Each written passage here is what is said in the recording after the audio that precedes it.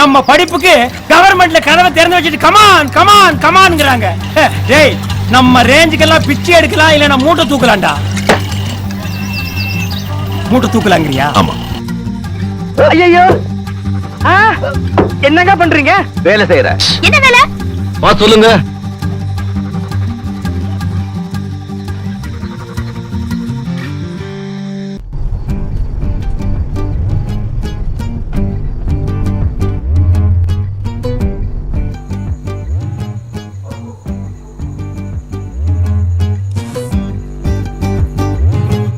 கூலி token number 777777 lucky number.